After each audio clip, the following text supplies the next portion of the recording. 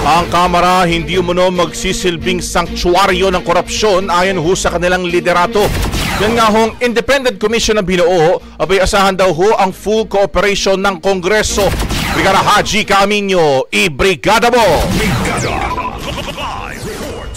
Tiniyak ni Speaker Martin Romualdez na hindi magiging kanlungan ng korupsyon ang House of Representatives. Ito matapos formal na mabuo ang Independent Commission sa bisa ng Executive Order 94 na nilagdaan ni Pangulong Bongbong Marcos upang imbestigahan ang di umano'y maanumalyang infrastructure projects.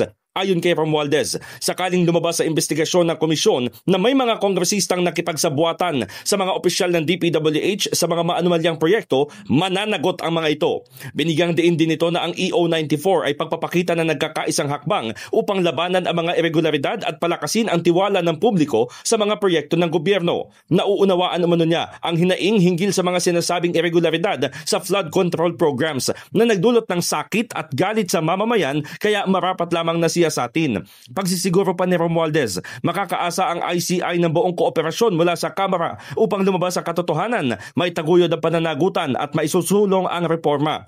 Dagdag pa ng House Leader, hindi palusot ang hangad ng taong bayan kundi hustisya, kaya kailangan ng isang independent, patas at masusing investigasyon na walang pinoprotektahan. Ang proseso ay hindi anya tungkol sa paninisi kundi pagiging patas at ang due process ay puprotekta sa mga inosente at ang trabaho ng komisyon ay siyang magbubukod sa katotohanan mula sa mga espekulasyon upang muling manumbalik ang tiwala ng publiko.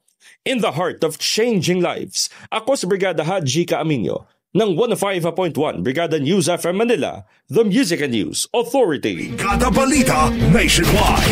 Brigada Balita. Ang bahaging ito ay hatid sa atin ng Mom's Love ES1 Capsule. Simulang tuparin ang pangarap ng iyong anak. And starting now,